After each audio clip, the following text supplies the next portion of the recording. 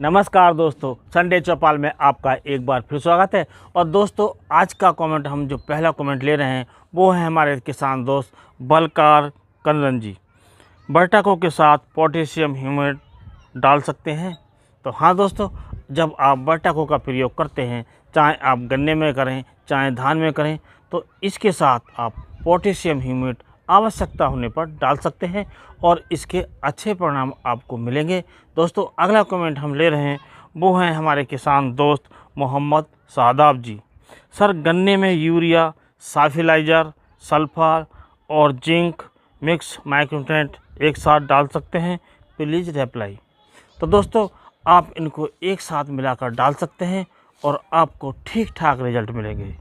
और दोस्तों, हमेशा आप ये कोशिश कीजिए कि एक साथ एक या दो ही प्रोडक्ट यूज कीजिएगा।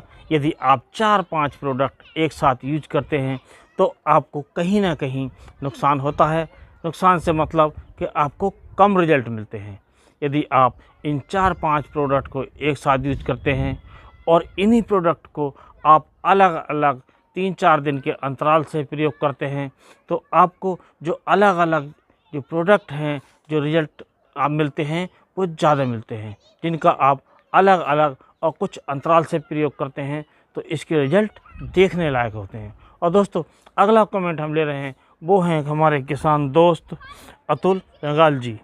सर, मैंने सुना है मस्टर्ड केक से धान की फसल में बढ़िया हो जाती है, मगर अगली जो फसल करते हैं वो बढ़िया नहीं होती, खेत में ताकत नहीं रहती। तो दोस्तों, आपने जो सुना है वो गलत सुना है और मस्टर्ड केक का प्रयोग करने से अगली फसल पर कोई प्रभाव नहीं पड़ता है। और हाँ दोस्तों, जिस फसल में आप प्रयोग करते हैं वो फसल तो अच्छी होती ही है और उसके कुछ अवशेष अगली फसल के लिए भी बच जाते हैं। यदि फसल हमारी शॉर्ट ड्यूरेशन की होती है तो अगली फसल भी अच्छी होती है। और ये जो मस्टर्ड केक होता है ये एकदम ऑर्गेनिक होता है, इसका कोई भी साइड इफ़ेक्ट नहीं है और अगली फसल पर इसका प्रभाव जो होता है हमेशा अच्छा ही होता है। और इसका जो प्रयोग है वो हमें करना चाहिए और इसके अच्छे परिणाम मिलते हैं। और दोस्तों, अगला कमेंट हम लेने से पहले आपसे अनुरोध करेंगे कि यदि आपने अभी तक चैनल सब्सक्राइब नहीं किया है तो चैनल को सब्सक्राइब कीजिएगा, क्योंकि दोस्तों हमारे किसान भाई सब्सक्राइब नहीं कर रहे हैं। बहुत से किसान भाई ऐसे हैं वो वीडियो तो देख रहे हैं लेकिन सब्सक्राइब करना भूल जाते हैं। हमारे करीब 70% ऐसे किसान देख रहे हैं जो सब्सक्राइब नहीं कर रहे हैं। तो दोस्तों, आपसे अनुरोध है कि आप सब्सक्राइब अवश्य कीजिएगा, क्योंकि इससे हमें नए नए वीडियो बनाने के लिए मोटिवेशन मिलता है। अगला कमेंट हम ले रहे हैं वो हैं हमारे किसान दोस्त जय श्री राम। गन्ने में फर्टेरा, थाइमेथोक्सम 30% FS यूरिया एक साथ मिलाकर प्रयोग कर सकते हैं क्या? तो हाँ दोस्तों, आप गन्ने में फर्टेरा, थाइमेथोक्सम और यूरिया को एक साथ मिलाकर प्रयोग कर सकते हैं और हमारे बहुत से किसान भाई करते हैं और इससे संबंधित हमने एक वीडियो चैनल पर दिया है, आप उसे देखकर विस्तृत जानकारी प्राप्त कर सकते हैं। और अगला कमेंट हम ले रहे हैं वो हैं हमारे किसान दोस्त अंशुल मोगा। सर, नीला थोता के प्रयोग बताएं, इन्फॉर्मेशन दीजिए। तो दोस्तों, ये जो नीला थोता होता है ये होता है कॉपर सल्फेट, जो नीला थोता के रूप में हम लोग जानते हैं अधिकतर किसान भाई। और इसका जो प्रयोग है हमारी जो पहले चूने में मिलाकर प्रयोग किया जाता था जिससे कीट हमारे घरों में नहीं आए, तो इसे नीला थोता तो कहते ही हैं, इसे कहीं कहीं तूतिया भी कहा जाता था। तो इसका प्रयोग आप अपनी फसलों में कर सकते हैं। यदि आप गन्ने में प्रयोग कर सकते हैं तो इससे जो पोका बोइंग वगैरह जो हमारी फंगस की समस्या होती हैं वो नहीं आती हैं और इसके अच्छे परिणाम मिलते हैं।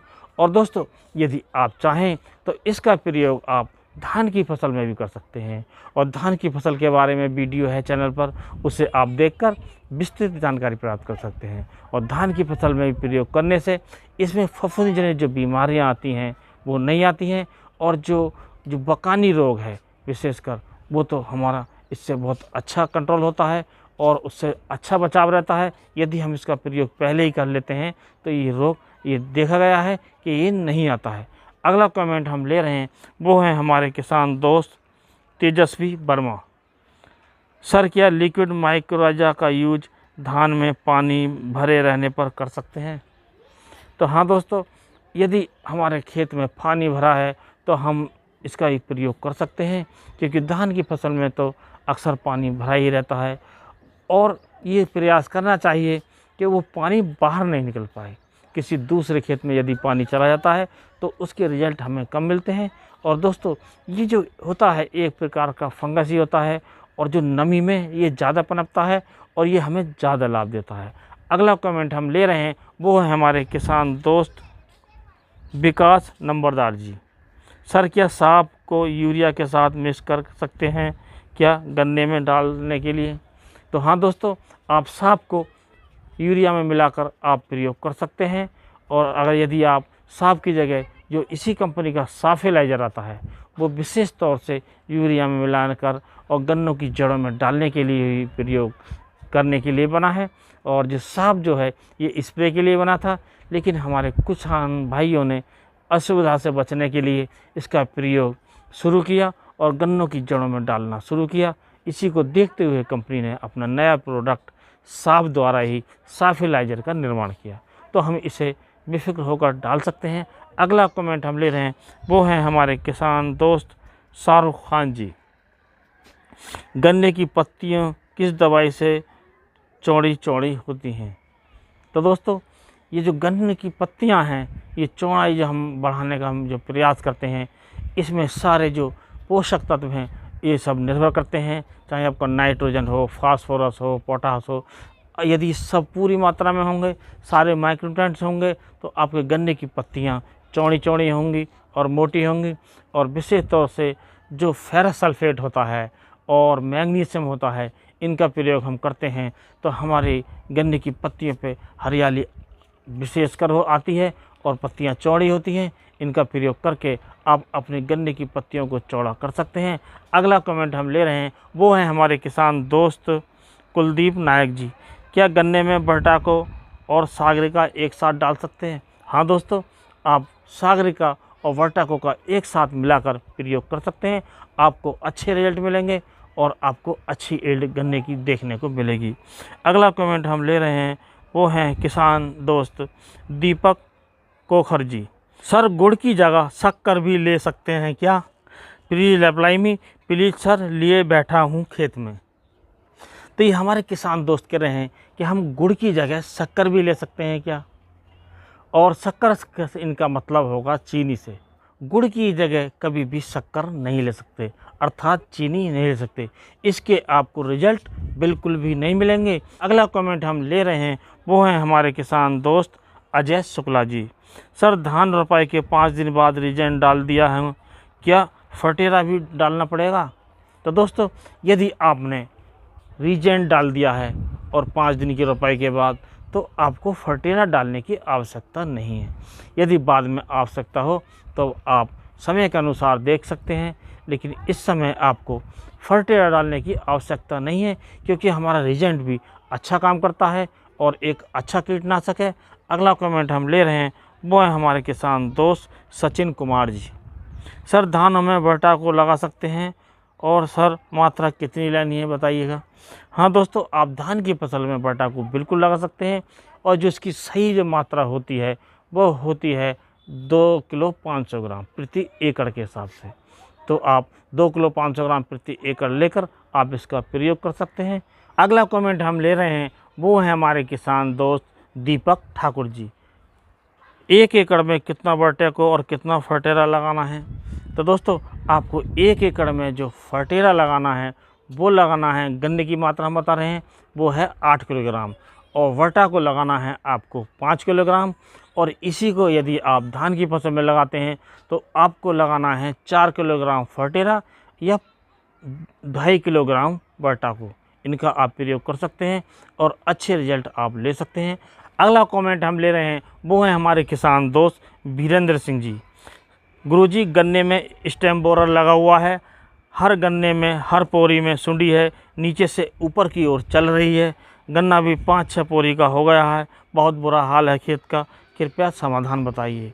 तो दोस्तों, आपकी गन्ने की फसल में चाहे स्टेम बोरर लगा हुआ है चाहे टॉप बोरर लगा हुआ है, तो इसके लिए यदि आपकी फसल छोटी है तो आप क्लोरोप्लस साइपर का इस्तेमाल कर सकते हैं और आप उसे 500 ml प्रति एकड़ के हिसाब से 200 लीटर पानी में घोलकर स्प्रे कर सकते हैं। और उसमें आपको लेना है स्टिकर साथ में। और दोस्तों, यदि आपकी फसल बड़ी है, क्योंकि इस समय गन्ने की फसल अधिकतर बड़ी हो गई है, तो आपको दानेदार का प्रयोग करना है।